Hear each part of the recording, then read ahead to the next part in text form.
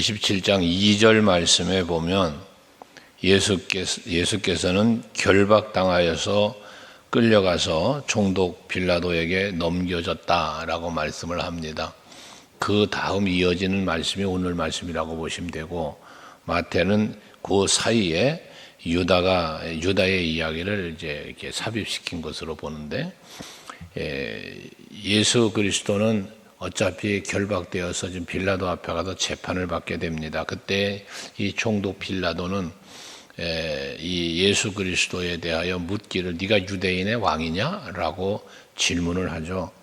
그 질문하는데 예수님은 말합니다. 네가 말했다. 그 맞다는 이야기죠. 여기서 유대인의 왕이라고 하는 말의 의미는 메시아라는 의미를 갖고 있어요. 이스라엘의 구원자, 이스라엘의 통치자, 유대를 말하니까요. 그 질문에 예수께서 네가 말하였다라고 말하여 내가 메시아라는 사실을 말씀하고 있는 거죠.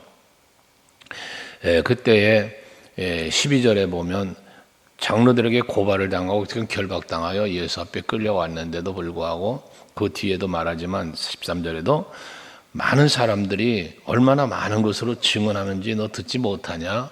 라고 말하죠. 빌라도가 예수님께 말하지만 예수님은 아무런 대답도 하지를 않았다는 것입니다. 여기서 왜 말하지 않는가? 뒤에 보면 빌라도가 그러죠. 예수께서 아무 대답도 하지 않는 것을 보면서 크게 놀라워하더라라고도 말합니다.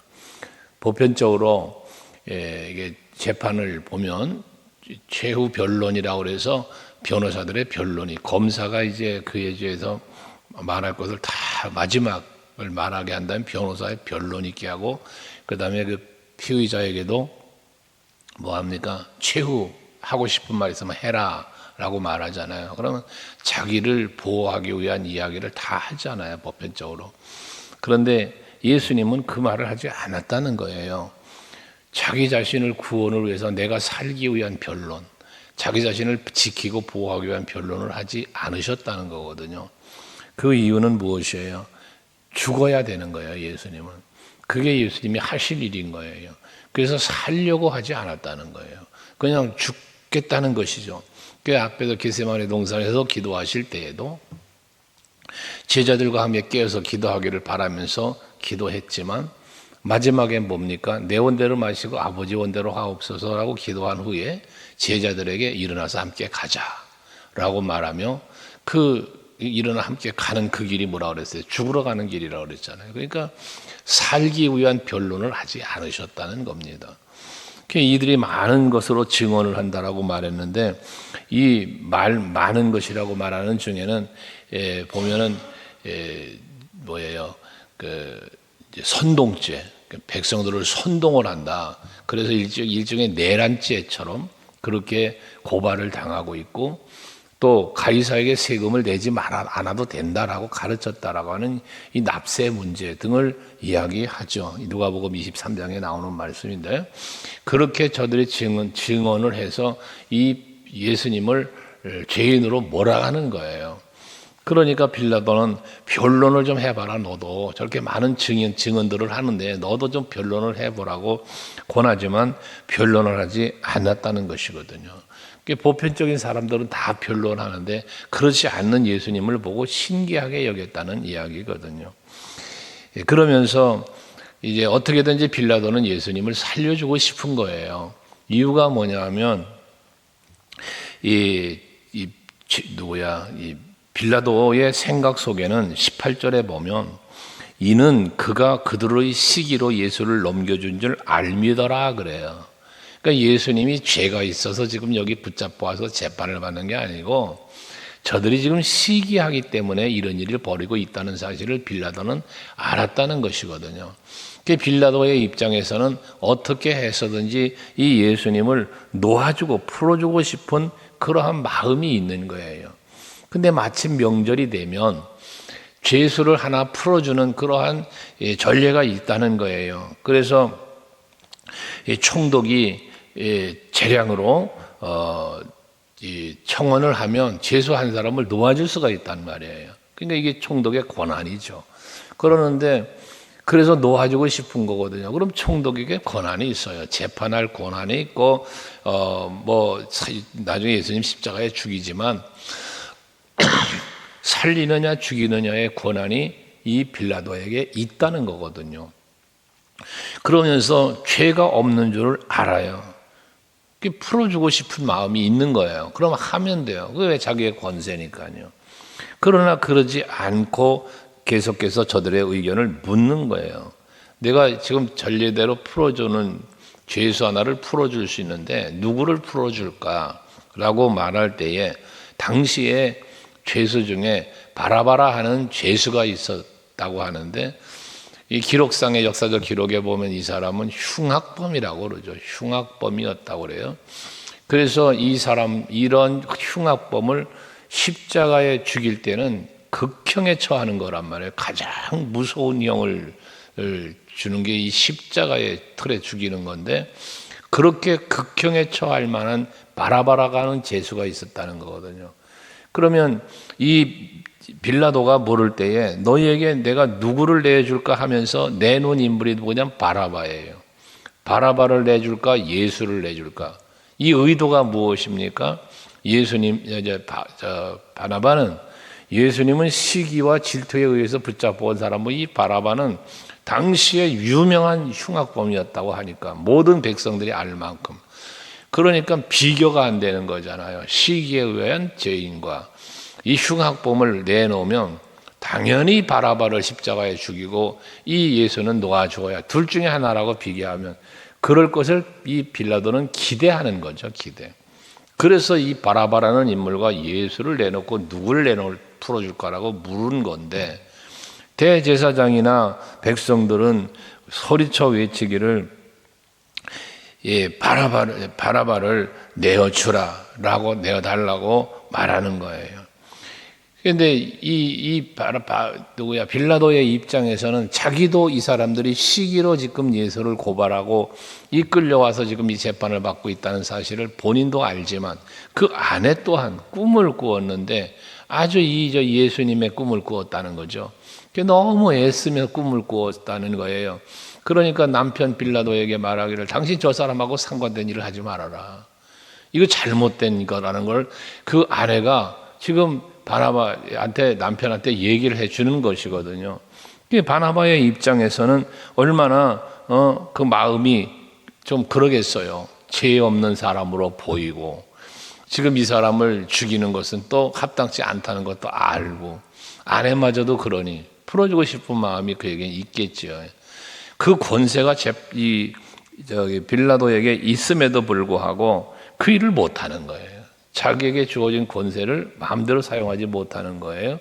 이유는 왜? 백성들로 인하여 밀란이 일어날까 봐 사람이 무서운 거예요. 하나님은 무섭지 않고 사람이 무서운 거예요. 사울 왕이 그랬듯이 빌라도가 지금 그러는 거예요. 그래서 결과적으로는 예수님을 내어놓게 되어지죠. 가벼운 벌을 주고도 싶은 거예요. 그래서 20절에 먼저 보면 이 누구를 내놓을까라고 하는 그 질문 앞에 대제사장과 장로들이 무리를 권하여 바라바를 달라 하게 하고 예수를 죽이자 하게 하였더니 이게 모의한 거잖아요. 자기들끼리 모의를 한 거예요. 분명히 저 총독이 이 명절이 되면 죄수 한 사람을 풀어줄 건데 이때 풀어줄 사람을 바라바를 풀어달라고 하자. 예수가 아니라 바라바를 풀어달라고 하자라고 지금 모의를 하는 거예요. 이 사람들은 결국 뭐 한 겁니까? 예수를 죽이려는 악을 도모하는 사람들의 모습을 말하는 거죠. 여러분들에게 가끔 말하지만 악을 도모하는 일에는 함께하지 않는 여러분들이 되시라는 겁니다. 항상 교회 안에도 또 세상을 살아도 마찬가지예요. 보면 이 모임 두세 사람이 모여서 이야기하는 중에 보면 특정한 어떤 사람을 모함하고 죽이려고 하는, 해하려고 하는 의도를 물론 죽이려고는 아니지만 그 나쁜 어떤 그런 일들을 말하거나 행동하는 것들은 하지 말아야 할 일입니다. 뭐 학교 폭력, 무슨 가정 폭력, 여러 가지 폭력들을 요즘 많이 말하잖아요. 그런데 그런 일들을 하지 말라는 거예요. 누구를 해하는 일 하지 말고 죽이는 일 하지 말고 살리는 일을 하는 여러분들이 되셔야 된다는 거예요. 남을 해롭게 하는 일을 하지 말고 유익하게 하는 일을 하시자는 거지. 그게 곧 여러분이 살 길이니까. 근데 이들은 지금 뭐에 죄 없는 예수를 죽이고자 모의하고 악을 도모하는 거였다는 거예요. 그 이들의 그러한 모의를 하고 와서 저들에게 총독이 물으니까 바라바를 내주세요라고 말했다는 것이거든요. 그러면 22절에 보면 빌라도는요 말하기를 그러면 그리스도라는 예수를 내가 어떻게 할까라고 또 물어요. 이 얘기는 뭐냐면 빌라도의 마음에는 계속해서 지금 예수를 놓아주고 싶은 거예요. 또 어떻게 할까라는 질문에는 가벼운 형벌을 내리고 또 내릴 수도 있는 거잖아요. 뭐 매를 때린다든지 아니면 감옥에 좀 가뒀다가 일정 기간 가뒀다가 꺼내 놓는다든지 어떤 가벼운 형벌도 있을 수 있었을 텐데 그렇게라도 이 밀란을 재우려고 하는 마음이 저에게 있었다는 거죠. 하지만 이들은 십자가에 죽어야 되겠다고 이 십자가의 형을 내릴 것을 또 말하지 않습니까? 앞에도 말한 것처럼 이 십자가에 달려 죽는 사람은 아주 극형에 처할 이 아주 악범에게 해당되는 그 형인데 예수님이 무슨 악범이에요. 그런데 이를 죽이자는 것이거든요. 그렇게 죽이라고 지금 말하는 것이거든요. 그러니까 이 빌라도는 어찌미냐 무슨 악한 일을 하였느냐라고 또 묻잖아요. 이게 빌라도의 마음이에요. 어떻게 해서든지 예수님 살려주고 싶고 놓아주고 싶고 가벼운 벌을 내리고 싶은 마음이 빌라도에게 있어. 왜? 죄 없는 걸 알기 때문에. 그러니까 유대인의 왕이라 하니까 그 메시아라 하니까 메시아에 대한 이야기를 빌라도가 못 들었겠습니까? 그러니까 함부로 대할 수 없는 그런 두려운 마음이 그에게 있었다는 이야기이거든요. 그런데 백성들이 계속 더욱 소리를 지르면서 십자가에 못 박혀야겠나이다 라고 말하니까 24절에 빌라도가 아무 성과도 없이 라고 말합니다. 아무 성과도 없이 도리어 밀란이 나려는 것을 보고 라고 말합니다. 백성들이 워낙 저 사람 예수를 십자가에 죽여야 됩니다 라고 떠들어대고 외쳐대니까 그거 자기가 어떻게 해보려고 한 성과가 없이 내가 어떻게 예수를 좀 도와주고 싶고 그렇게 하고 싶은 마음이 그에게 있지만 그러한 마음대로 하지 못하고 밀란이 일어날까 봐 싶어서 결과적으로는 그 백성들한테 진 거잖아요. 쉽게 얘기하면서 이 빌라도가.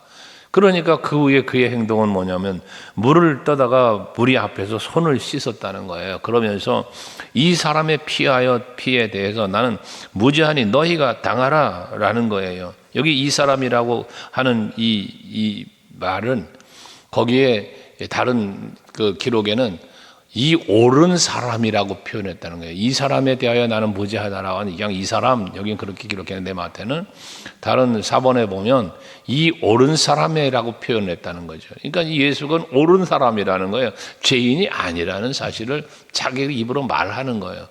그러면서 내어주는 거다는 거예요. 십자가에 달 죽여야 된다. 그러니까 내어주는 건데 물로 자기 앞에 무리들이 다 보는 앞에서 나는 이 사람에 대해서 무죄하다. 예수에 대해서는 무죄하다고 손을 씻었다는 거거든요. 근데 여러분 보세요.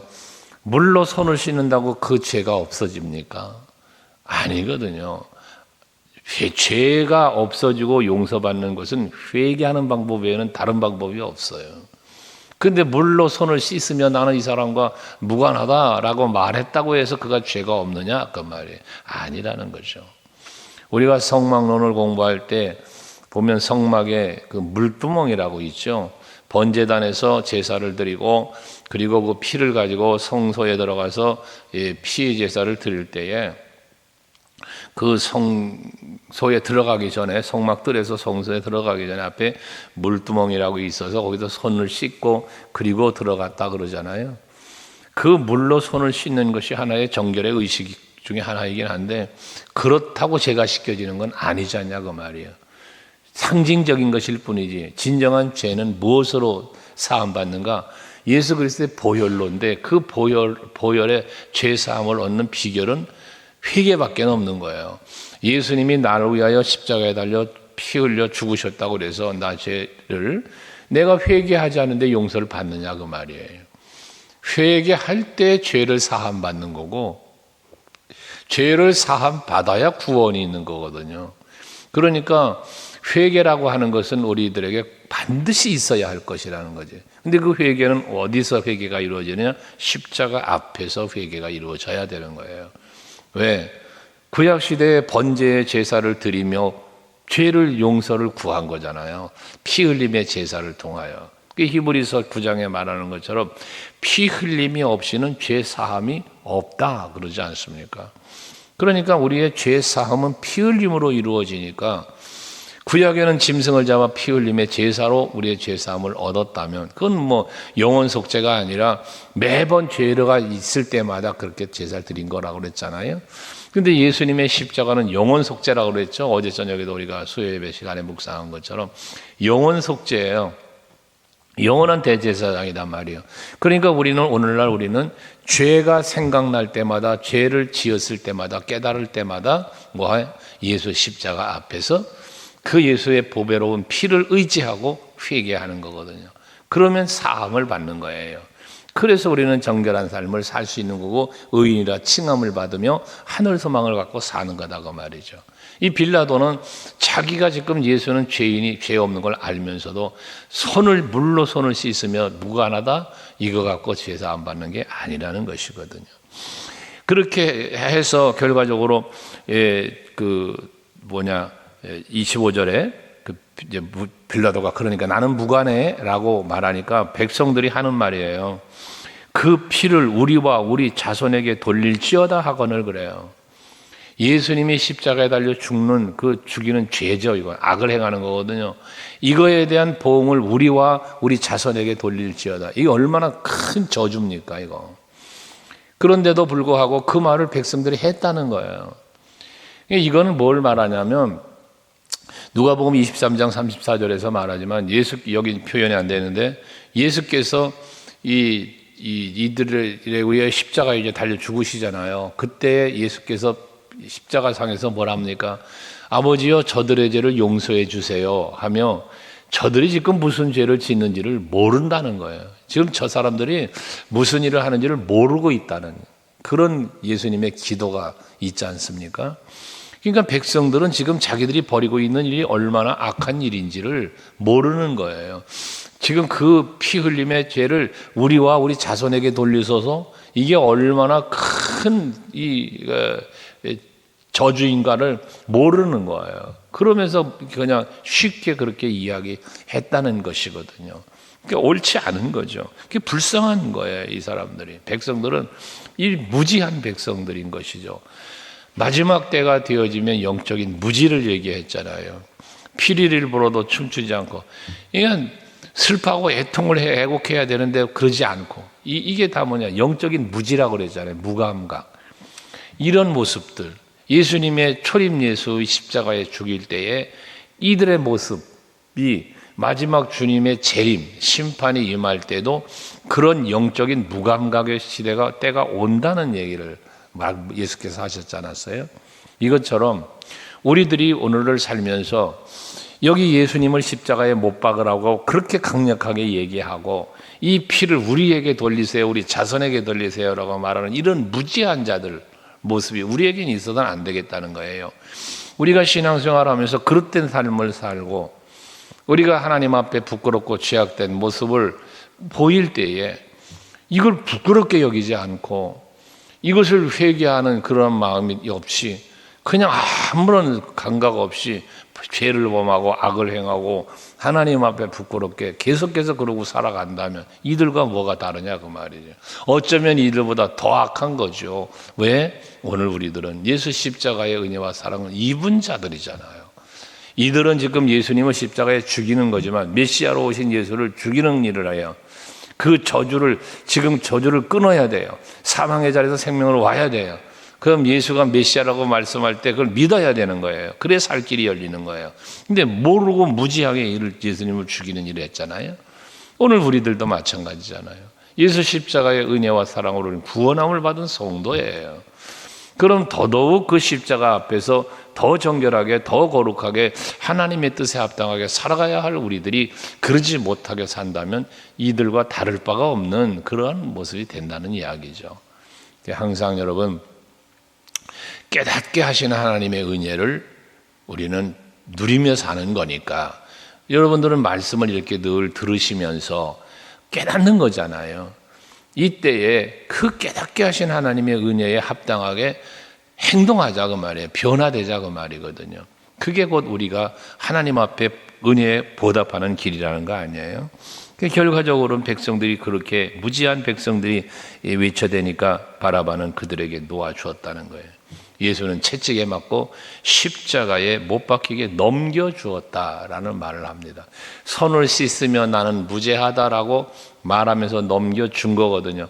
넘겨주었다고 해서 자기가 죄가 없는 게 아니라고 그랬죠. 그것처럼 여러분, 우리는 피할 것은 피하여야 하고 취할 것은 취하여야 하겠으나 항상 뭘 피해야 하지, 뭘 취하여야 할까, 이 기준이 무엇일까라는 거예요. 이 기준은 바로 말씀이고요, 하나님의 뜻이고요, 하나님의 기쁨과 영광이라는 거예요. 이거를 기준을 갖고 나가면 되는데 많은 사람들이 그 기준을 어디에 두느냐? 자기 자신에게 두는 거예요. 내 감정에 두고, 내 지식에 두고, 경험에 두고, 내가 바라고 원하는 데 둔다고 말이거든요. 항상 중심이 내가 되기 때문에 하나님이 보시기에 합당치 못한 생각도 말도 행동도 하게 되는 것이에요. 여러분들의 삶은 항상 여러분의 모든 버릴 것과 취할 것을, 행할 것과 행치 않아야 될 것의 기준을 항상 그 중심이 말씀, 예수, 하나님의 기쁨, 하나님의 뜻이 이루어짐으로 초점을 맞추고 살아가는 여러분들이 되셔서 그에 합당한 은혜와 복도 다 받아 누리는 여러분 모두가 되시기를 바랍니다. 기도하겠습니다.